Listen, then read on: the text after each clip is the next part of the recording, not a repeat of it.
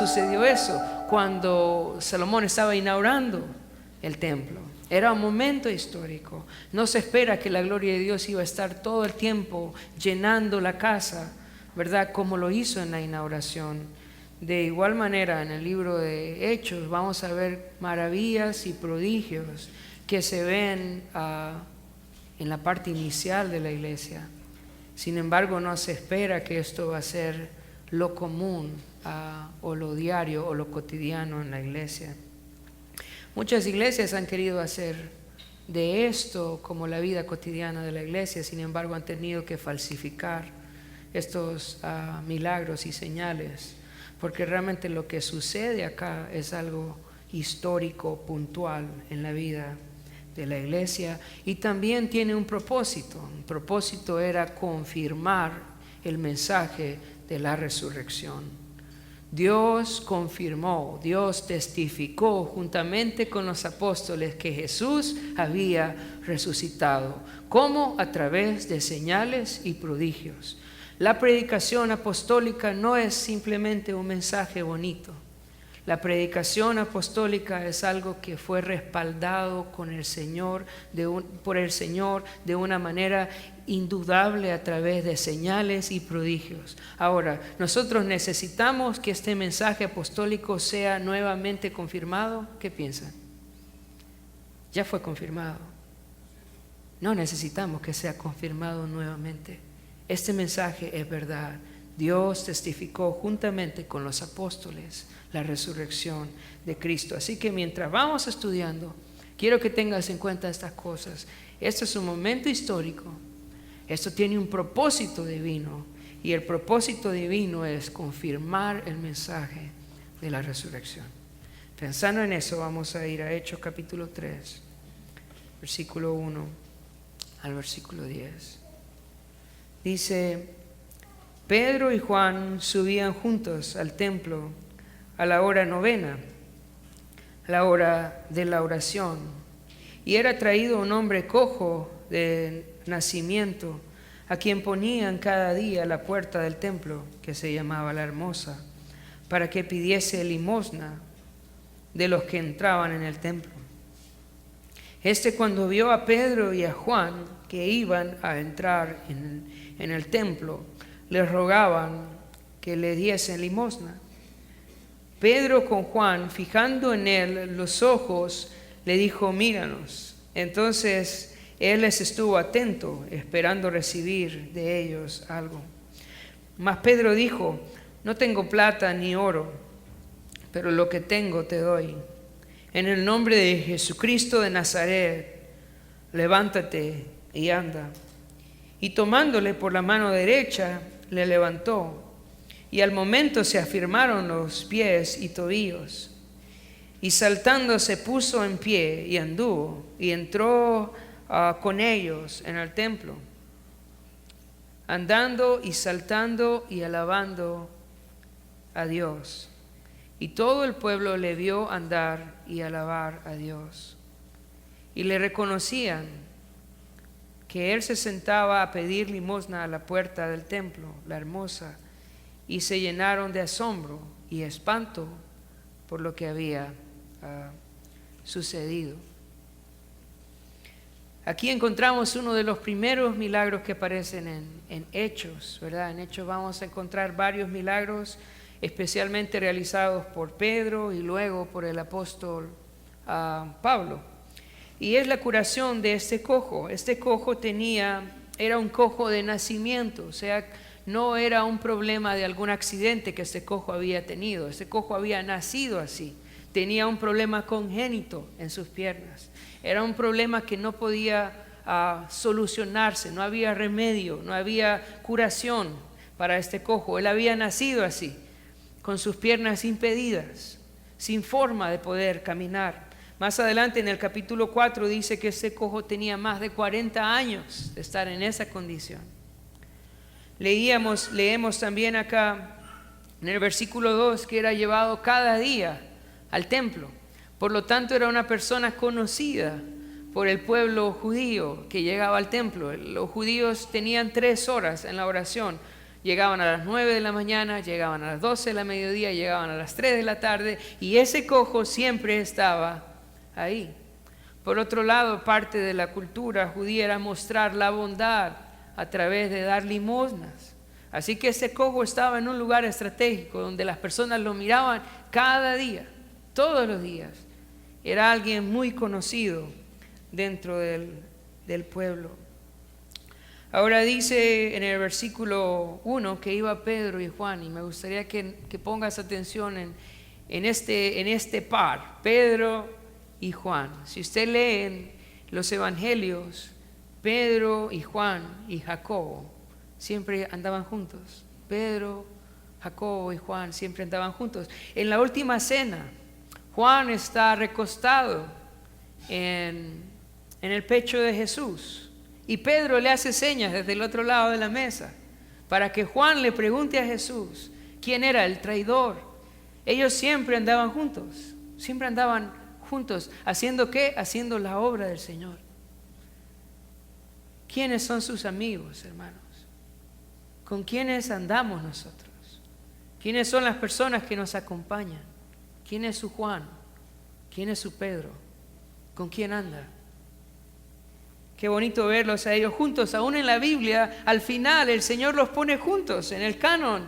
Y vemos al final de la Biblia, primera y segunda de Pedro. Y luego tenemos primera, segunda y tercera de Juan, juntos aún. En la Escritura, ese par sirviendo al Señor juntos. Dice que iban caminando, pero iban caminando hacia la oración, ¿verdad? Al templo. Y vieron a este hombre y Dios puso algo en ellos. Dice en el versículo 4, Pedro con Juan, fijando en él los ojos, le dijo, míranos. Esto era algo que hicieron juntos también. Ambos lo vieron. Dios puso en ellos el deseo de ver a este hombre. Dios puso en ellos esta inquietud.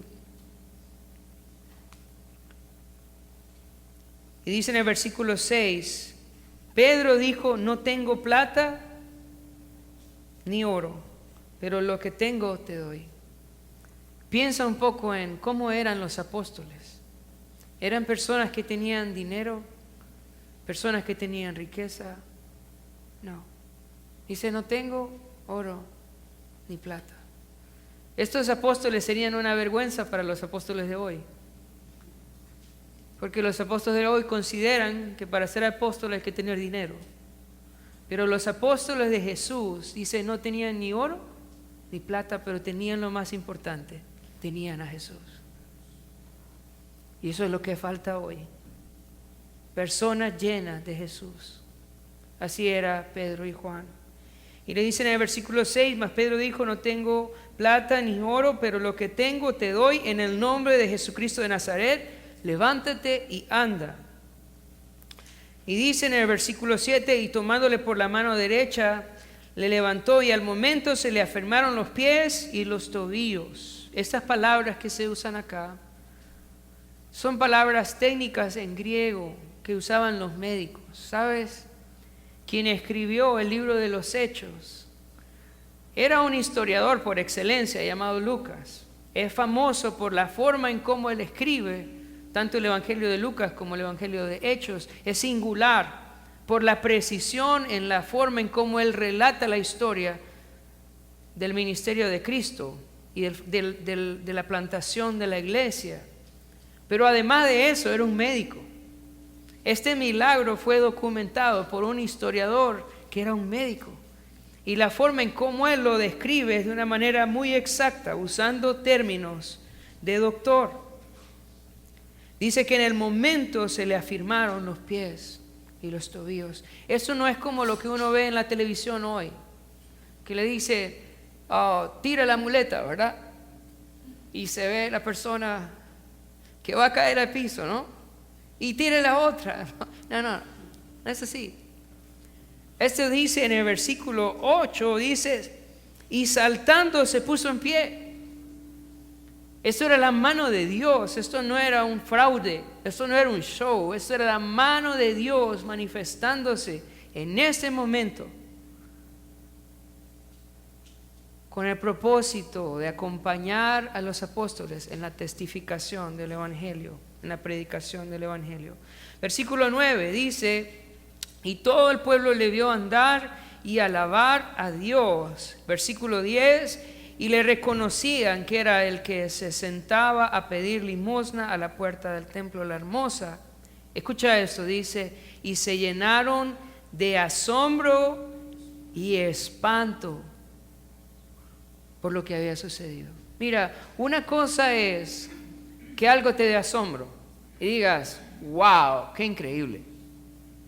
Pero eso no es lo que pasó acá. Eso daba asombro, pero daba miedo. ¿Qué está pasando aquí? Es lo mismo que vemos en el capítulo 2. Dios hace la señal de las lenguas a través de la venida del Espíritu Santo para dar paso ¿a qué? A la predicación de Pedro, el primer discurso de Pedro. Lo mismo el Señor está haciendo acá, está haciendo una señal maravillosa. ¿Para qué? Para dar luego paso a la predicación del Evangelio a través del apóstol Pedro. Ahora, en el versículo 43 del capítulo 2 dice: y sobrevino temor a toda persona y muchas maravillas, dice, y que y señales eran hechos por los apóstoles. Ok, quiero explicarte eso, porque lo que está pasando en el capítulo 3 es una explicación de esto, de que los apóstoles estaban haciendo maravillas y señales. Esto no solo era una maravilla, esto no solo era, una maravilla, era una maravilla y era una señal. ¿Qué significa la idea de señal? Señal significa que esto no es solo una realidad física, sino que también tiene un mensaje espiritual. Las cosas que el Señor hizo, los milagros que el Señor hizo, no solo tenían repercusiones físicas, sino que también tenían una enseñanza espiritual. A través de la sanidad de este cojo, también Dios tenía una realidad espiritual que enseñarnos. Este cojo representa la condición del hombre sin esperanza. Ese hombre había nacido cojo, 40 años tenía de estar ahí, no había esperanza para él. ¿Qué pedía el cojo? Pedía dinero. Él pensaba de pronto que el dinero le ayudaría un poco a mejorar su situación, y esa es la misma condición del hombre hoy en día. Está con un problema que no puede solucionar, no tiene esperanza y piensa que el dinero puede traer algo de solución a sus problemas. Pero al igual que el cojo no podía ser rescatado por el dinero, ni sanado por el dinero, Dios tenía que hacer algo sobrenatural en su vida. También en nosotros Dios tiene que hacer algo sobrenatural. Necesitamos la intervención de Cristo Jesús para que nuestra vida realmente sea restaurada, cambiada, transformada. Necesitamos el toque de Dios en nuestra vida para encontrar esperanza y un futuro diferente. Y ese cambio y esa restauración solo viene a través del Evangelio mismo. Y eso es lo que el apóstol Pedro va a empezar a hacer en los siguientes versículos. El libro de los Hechos tiene muchos discursos, muchas predicaciones. Esta es la segunda. Ahora, las primeras predicaciones están dirigidas al pueblo judío. Por eso es que de pronto al leerlo nos va a costar un poco entender el mensaje. Del capítulo 1 al capítulo 6, el libro de Hechos relata cómo el Evangelio llegó a los judíos. Del capítulo 6 al capítulo 9, el libro de Hechos relata cómo el Evangelio llegó a Judea y a Samaria. Y del capítulo 9 hasta el final del libro relata cómo el Evangelio llegó hasta lo último de la tierra. Entonces, pensando en este contexto judío, vamos a leer del versículo 11, al versículo 16. Dice: y teniendo asidos a Pedro y a Juan, el cojo que había sido sanado, Todo el pueblo atónito concurrió a ellos al pórtico que se llama de Salomón. Viendo esto, Pedro respondió al pueblo: varones israelitas, ¿por qué os maravilláis de esto? ¿O por qué ponéis los ojos en nosotros, como si por nuestro poder o piedad hubiésemos hecho andar a este? El Dios de Abraham, de Isaac y de Jacob, el Dios de nuestros padres, ha glorificado a su Hijo Jesús, quien vosotros negasteis delante de Pilato, cuando éste había resuelto ponerle en libertad. Mas vosotros negasteis al santo y al justo, y pedisteis que se os diese un homicida. Y matasteis al autor de la vida, a quien Dios ha resucitado de los muertos, de lo cual nosotros somos testigos. Y por la fe en su nombre, a este que vosotros veis y conocéis, le ha confirmado su nombre. Y la fe que es por él ha dado a esta completa sanidad en presencia de todos vosotros. Entonces quiero que te imagines, este hombre que todo el mundo conocía, cojo, estaba de pie, y dice en el versículo 11 que tenía agarrado a Pedro y a Juan. Imagínate eso. Y el asombro de la gente. Así que la gente empezó a juntarse y ellos fueron al pórtico de Salomón. El pórtico de Salomón quedaba afuera del templo y fue el lugar donde Jesús predicó muchas veces, en el pórtico de Salomón. Él habló acerca de que Él era el buen pastor. Juan capítulo 10 se narra ahí en el pórtico de Salomón.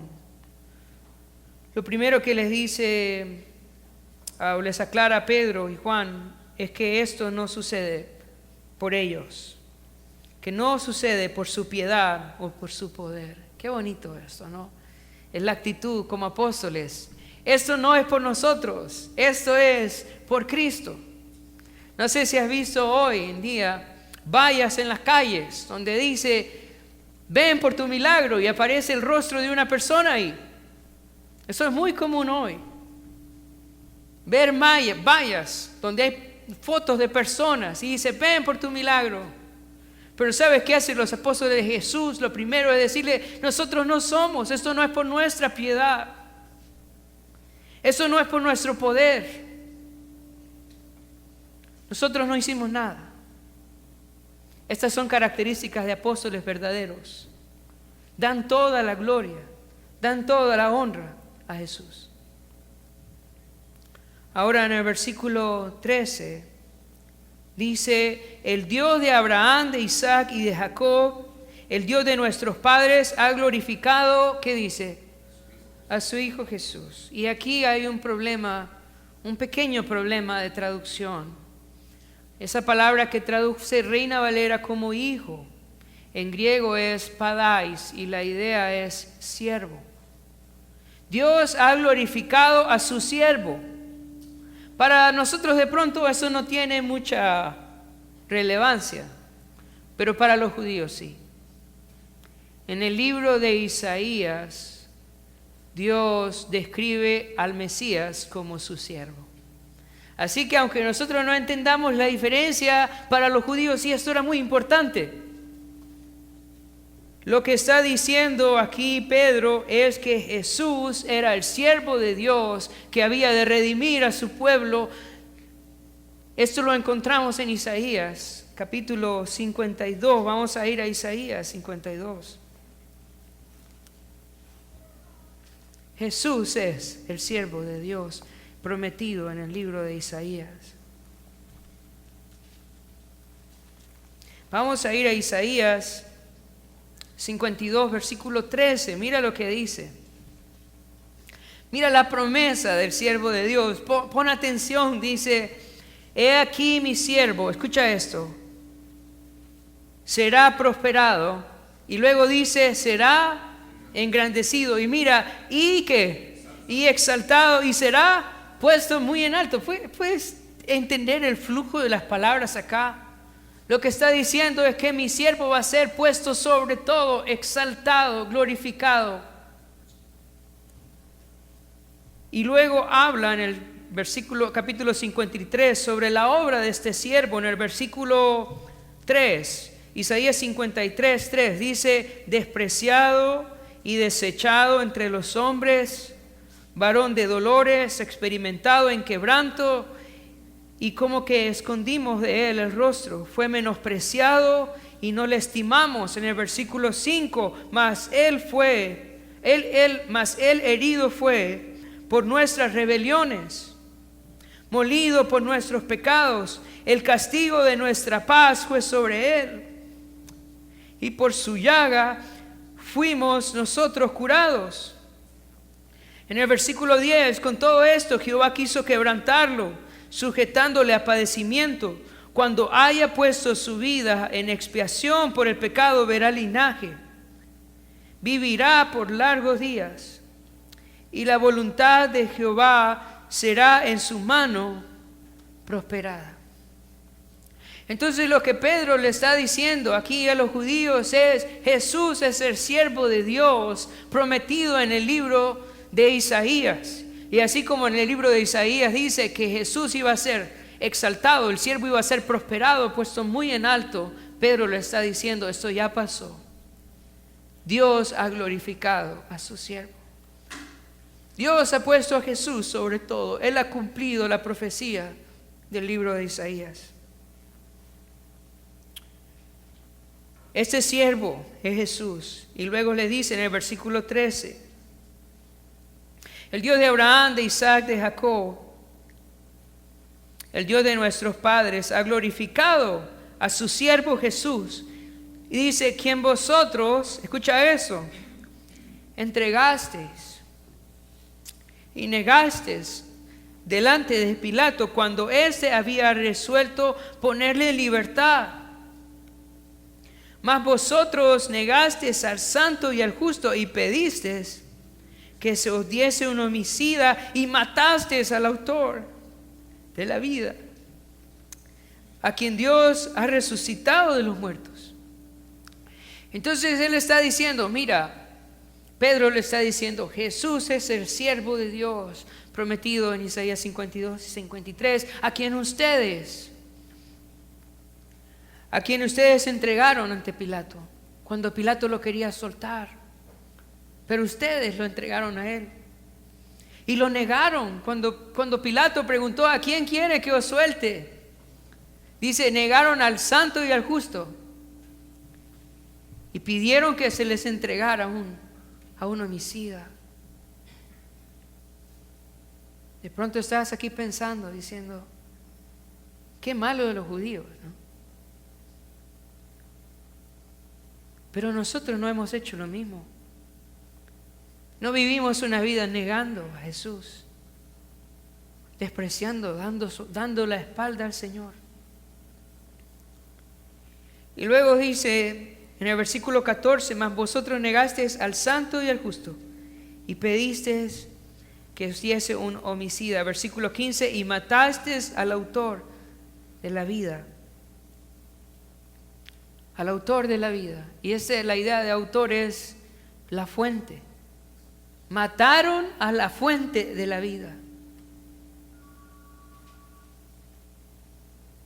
Versículo 15: y mataste al autor de la vida, a quien Dios ha resucitado de los muertos. Aunque ustedes hicieron todo eso, le está diciendo Pedro, Dios le resucitó de los muertos. Y lo que está pasando acá es que Dios está testificando de esa resurrección a través de la sanidad que acaba de pasar. En el versículo 16: y por la fe en su nombre, a este que vosotros veis y conocéis, le ha confirmado su nombre, y la fe que es por él ha dado a este, dice, completa sanidad en presencia de todos vosotros. Y la evidencia de que Jesús ha resucitado es este hombre. Eso es lo que está diciendo está diciendo Pedro. Mira, Dios le ha resucitado y quieren saber que esto es cierto. Miren a este hombre. Esta es la evidencia de que Dios le ha resucitado, que le ha glorificado. ¿Sabes? Así era la predicación de Jesús. Una vez Jesús dijo: yo soy la resurrección y la vida. El que cree en mí, aunque esté muerto, vivirá. ¿Y sabes qué hizo justo después? Fue a la tumba de Lázaro y le dijo: Lázaro, ven fuera.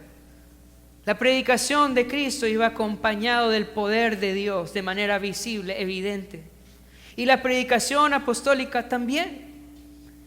Pedro está diciendo: Jesús resucitó. ¿Quieren verlo? Aquí hay una evidencia.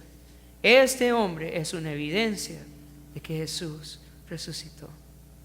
Nuestra fe, hermanos, no está basada en una emoción. Nuestra fe, hermanos, no está basada en una religión. Son hechos históricos que sacudieron al mundo entero. Por esas razones que nosotros vemos tantas personas convertidas en el comienzo de la iglesia, porque Dios estaba respaldando esta predicación con estas señales y prodigios. Ahora vamos a continuar en la segunda parte, versículo 17 al versículo 21. Dice: mas ahora, hermanos, sé que por ignorancia lo habéis hecho, como también vuestros gobernantes. Pero Dios ha cumplido así lo que había antes anunciado por la boca de todos sus profetas, que su Cristo había de padecer. Así que arrepentíos y convertíos para que sean borrados vuestros pecados, para que vengan de la presencia del Señor tiempos de refrigerio, y Él envíe a Jesucristo, que os fue antes anunciado, a quien de cierto es necesario que el cielo reciba hasta los tiempos de la restauración de todas las cosas, de que habló Dios por boca de sus santos profetas, que han sido desde tiempo antiguo. Entonces, dice en el versículo 17: hermanos, yo sé que eso lo hicieron por ignorancia. Eso lo hicieron por ignorancia. Y que los gobernantes también lo hicieron por ignorancia. Qué bonito. Yo creo que para nosotros es un ejemplo cómo debemos de predicar. Pedro les dice su pecado. Él dice: ustedes lo mataron, ustedes lo entregaron, ustedes lo negaron. Pero ahora le dice: pero yo sé que lo hicieron por ignorancia. Y uno puede ver acá la claridad en el mensaje, pero también el amor y la misericordia. Hermanos, así debemos de predicar como Pedro, con la verdad, pero con misericordia también. Y les dice: varones israelitas, yo sé que lo hicieron por ignorancia. ¿Se acuerdan cuando Jesús estaba en la cruz? ¿Cuáles fueron sus palabras? Padre, le dice: perdónanos. ¿Por qué? Porque no saben lo que hacen. Si ellos supieran quién era Jesús, si ellos supieran quién estaba muriendo ahí, no lo hubieran crucificado. Pero no sabían. Ahora, el hecho de haber llevado a Jesús a la cruz por ignorancia no los libra de su responsabilidad. Siguen siendo culpables, aunque lo hayan hecho por ignorancia. De pronto estás aquí y nadie te ha predicado el Evangelio, pero eso no te salva de tu responsabilidad. Hay muchas personas que dicen: bueno, ¿y qué va a pasar con las personas que nunca oyeron el Evangelio? Son culpables igual. Eso no los exime de su responsabilidad. Eso solo debe darnos a nosotros tristeza y esforzarnos. ¿Para qué? Para predicar el Evangelio. Le dice: por ignorancia lo hicieron. Ahora dice: pero Dios ha cumplido así lo que había antes anunciado por la boca de sus profetas, aunque ellos estaban actuando en ignorancia. Escucha eso, qué lindo la soberanía de Dios. Aunque ellos estaban actuando por ignorancia, al mismo tiempo Dios estaba llevando a cabo su plan perfecto. Y así es la soberanía de Dios. A pesar de nuestra ignorancia, A pesar de nuestro pecado, a pesar de nuestra rebeldía, Dios está llevando a cabo su plan.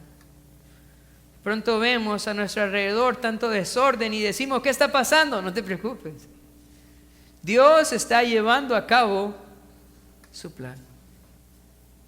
En medio de su ignorancia y rebeldía, Dios llevó a cabo su plan. Ahora, era necesario que el Cristo sufriera, padeciera. Versículo 19. Así que arrepentíos y convertíos para que sean borrados vuestros pecados, para que vengan de la presencia del Señor tiempos de refrigerio. Eso es muy importante en la predicación del Evangelio. No es solamente que la gente conozca quién es Jesús. No es solamente que la gente entienda la obra de Cristo Jesús. Es necesario también que la gente se arrepienta y se convierta al Señor. ¿Sabes? Tal vez en esta mañana usted sabe quién es Jesús. De pronto esta mañana usted ha escuchado muchas veces acerca de la muerte y la resurrección de Jesús. De pronto usted entiende también que Él es el Mesías prometido. Pero yo quiero decirle que si aún no se ha arrepentido de sus pecados, si aún no se ha convertido al Señor, usted no es salvo. Es necesario para obtener la salvación el arrepentimiento. Es necesario convertirnos a Él. ¿Y cuál es la idea del arrepentimiento? El arrepentimiento es un cambio de mente en cuanto al pecado. Es un cambio de mente en cuanto a Dios y en cuanto a mi vida misma. Es cuando yo entiendo el peso de mis pecados. Es cuando yo entiendo que yo he ofendido a Dios y yo me vuelvo a Él. Es algo interior. En mi corazón yo ya no quiero ser igual. Ya no quiero vivir igual. Ya no quiero andar en desobediencia. Yo ahora quiero seguir a Jesús. Y eso fue lo que predicaron los apóstoles. Quiere recibir salvación, no solamente necesita entender quién es Jesús, necesita arrepentirse también. Y necesita convertirse al Señor. Que su vida cambie de dirección. Que ya no siga más el mundo, que ahora siga a Cristo. Ese es el evangelio apostólico. Ese es el evangelio que nosotros debemos predicar. Un evangelio que presenta a la persona de Cristo como el Salvador, pero que también demanda del hombre un arrepentimiento y conversión. Y si en esta mañana usted está aquí y todavía no se ha arrepentido, yo quiero rogarle en el nombre de Jesús que se arrepienta de sus pecados y se convierta al Señor. Porque no hay otra forma en la cual usted va a recibir salvación. Dios no nos salva por nuestro conocimiento, por nuestra información. Dios nos salva cuando nosotros nos arrepentimos y nos volvemos a Él. Versículo 20 dice: y envíe a Jesucristo, que os fue antes anunciado, a quien de cierto es necesario que el cielo reciba hasta los tiempos de la restauración de todas las cosas, de que habló Dios por la boca de los santos profetas. Una de las preguntas de los judíos es: si Jesús es el Mesías, entonces ¿dónde está el reino? Si Jesús es el Mesías, entonces ¿cuándo es la restauración de todas las cosas? Y aquí Pedro les explica, es necesario en el versículo 21 que el cielo les reciba. Mira esto. Juan capítulo 14 dice que el Señor se fue, ¿a qué? A preparar lugar para nosotros. Él se fue hace 2000 años. Hay una canción de un señor que se llama Keith Green y él decía: si en 6 días el Señor creó el universo, ¿cómo será el cielo que se fue hace 2000 años para preparar lugar para nosotros? ¿Puedes pensar cómo será el cielo? Es necesario que el cielo le reciba. El Señor fue a preparar lugar para los suyos. Parte de la cultura judía era que el hombre desposaba a su esposa, se comprometía, era una especie de matrimonio que funcionaba en dos partes. Se desposaban y luego el esposo se iba a preparar la casa, la morada, y luego regresaba inesperadamente por su esposa a traerla para llevarla a su casa. El Señor está haciendo eso con nosotros. Él vino, pagó por nosotros en la cruz y luego se fue a preparar morada para nosotros y va a regresar. Va a regresar a traernos. Y entonces Él, escucha esto, Él va a restaurar todas las cosas. Esa palabra que usa, y el restaurar todas las cosas, es muy similar a lo que le pasó a este hombre cojo. Él fue restaurado. Cuando el Señor regrese, Él va a restaurar todas las cosas. Piensa, los ojos ciegos van a ver. Cualquier enfermedad que tengas, los muertos en Cristo van a resucitar. Cualquier dolor que tengas va a desaparecer. ¿Cuándo? Cuando el Señor restaure todas las cosas. Cuando Él regrese. Y eso es lo que está explicando ahora Pedro. Ahora, ¿qué necesito yo para estar preparado para el regreso del Señor? Convertirme, arrepentirme, reconocer que Jesús es el Mesías. Eso es lo que yo necesito para que cuando Él regrese yo participe en la restauración de todas las cosas. ¿Quieres participar, hermano, en la restauración de todas las cosas? Yo quiero participar. ¿Qué necesito? Reconocer que Jesús es el Cristo y arrepentirme de mis pecados, convertirme al Señor. En la última parte, Pedro va a usar también una persona emblemática en la historia de Israel, y es Moisés, para explicarles que Jesús es el Moisés de hoy. Vamos a leer versículo 22 al 24.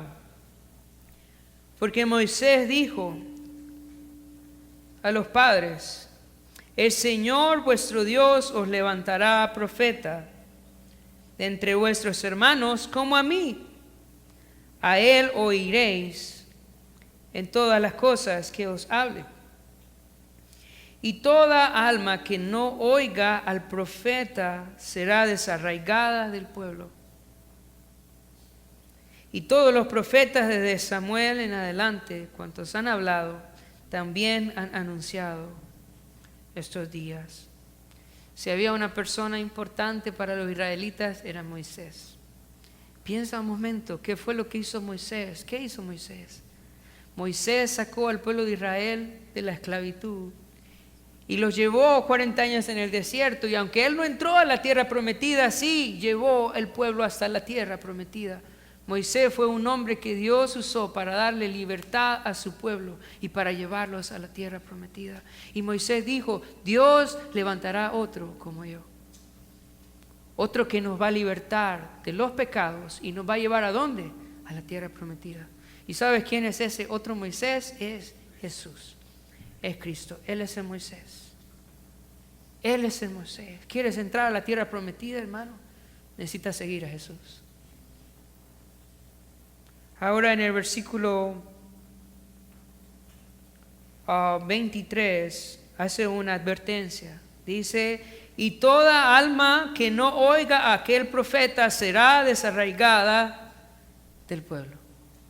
Toda alma que no oiga a ese profeta, hablando de Jesús, será arrancada, será separada del pueblo. No importa si eres parte de Impacto, si tienes carnet de membresía. Si no sigues a Jesús, no vas a entrar. Y esto es una advertencia solemne. Si usted aún no ha entregado su vida a Jesús, si usted no es un seguidor de Jesús, usted no va a entrar al reino de los cielos. Y eso es lo que está diciendo Pedro. El alma que no escucha a este profeta sea desarraigada del pueblo. Vamos a leer los últimos versículos, 25 al 26. Y vosotros sois los hijos de los profetas, del pacto que Dios hizo con nuestros padres, diciendo a Abraham, en tus simientes serán benditas todas las familias en la tierra.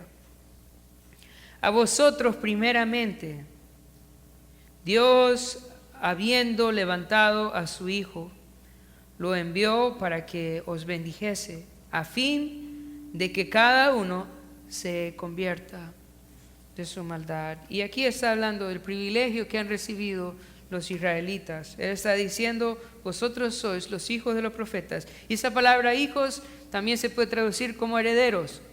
Ustedes tienen la herencia de los profetas. ¿Quiénes tenían el conocimiento del Mesías? Los judíos. Ahora no solo tenían la herencia de los profetas, también tenían el pacto de Abraham. Dice, y del pacto que Dios hizo con Abraham, diciendo, en Abraham, en tu simiente serán benditas todas las familias de la tierra. Hermano, yo no sé qué piensa usted de Israel, pero Israel recibió muchos privilegios, muchos privilegios. Parte de los privilegios es que toda la escritura viene de parte de ellos. Los apóstoles, nosotros, lo que nosotros estudiamos, eran judíos también. Ellos tenían muchos privilegios, pero al que más se le da, ¿qué? Más se le va a demandar. Y a ellos también fueron los primeros a quien les fue anunciado el Evangelio. El Evangelio fue anunciado primero en Jerusalén, luego en Judea, en Samaria y luego a nosotros. Por eso es que en el versículo 26 le dice, a vosotros, ¿qué? Primeramente.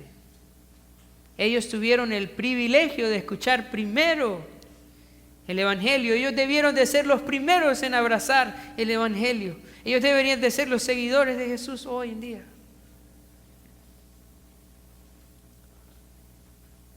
Ahora, en el versículo 26 dice, a vosotros primeramente Dios, habiendo levantado a su Hijo, lo envió para que os bendijese, a fin de que cada uno se convierta de su maldad.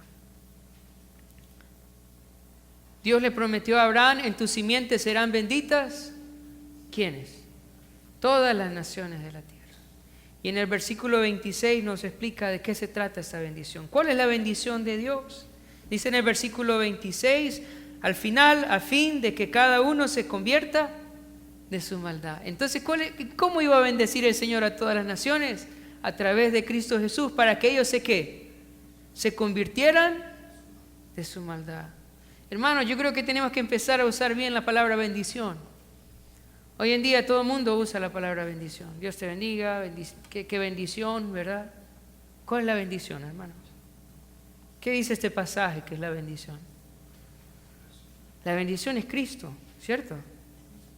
¿Y qué hace Cristo? Que nos convirtamos de nuestra maldad. ¿Sabes quién es alguien bendecido? Alguien que tiene a Cristo. Y alguien que se ha convertido de su maldad. Yo te pregunto esta mañana, ¿eres alguien bendecido por Dios? ¿Tienes a Jesús y te has convertido de tu maldad? Entonces eres alguien bendecido. No importa cuánto dinero tengas, porque el dinero no es bendición. Bendición es Jesús y el arrepentimiento que Él nos ha concedido. Para terminar, tengo algunas conclusiones. Dios testificó juntamente con los apóstoles que Jesús es el Cristo, el Salvador del mundo. Debemos prestar atención a la enseñanza apostólica. Dios testificó con ellos. Dios demanda arrepentimiento y una conversión de parte de todos sus seguidores. No basta con una comprensión de la obra de Cristo, es necesario un cambio interior. Y por último, el que rechaza a Jesús, rechaza la bendición de Dios. No hay perdón de pecados ni posibilidad de ser parte del pueblo de Dios sin rendirnos a la dirección de Jesús. Hermanos, Jesús es el Cristo. Jesús es el Cristo. Y si aún usted no ha rendido su vida a Jesús, yo quiero animarle esta mañana. No hay bendición más grande que recibir a Jesús. recibir libertad de sus pecados y participar de la restauración de todas las cosas. Vamos a orar. Padre, te damos gracias por tu palabra. Oro, Señor, que podamos testificar este evangelio, Señor, que es verdadero, Señor, que es real, que podamos compartir con otros de Jesús. Danos un corazón, Señor, dispuesto a hablar de Jesús, llevar las buenas nuevas de salvación a otros. Oro también, Señor, en esta mañana, si hay alguien acá que todavía no ha rendido su vida a Jesús, que no se ha convertido de sus pecados, que esta mañana le concedas el arrepentimiento, Señor, y la fe. Ayúdanos, Señor, a compartir tu palabra todos los días para que tu reino venga pronto, Señor. Queremos que tú regreses y restaures todas las cosas. Lo pedimos en el nombre de Jesús. Amén.